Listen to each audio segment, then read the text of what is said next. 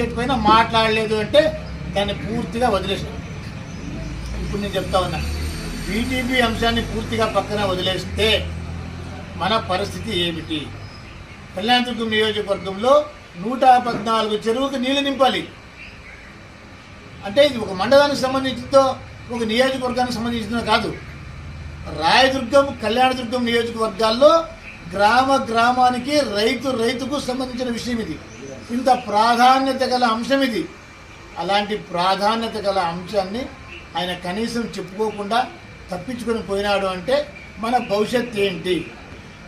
ఇక్కడ మెట్టు గోవిందరెడ్డి గారు ఒక మాట చెప్పారు, బీటీపీకి నీళ్లు తీసుకురాకపోతే రాజకీయ సన్యాసం తీసుకుంటాను అని చెప్పినాడు.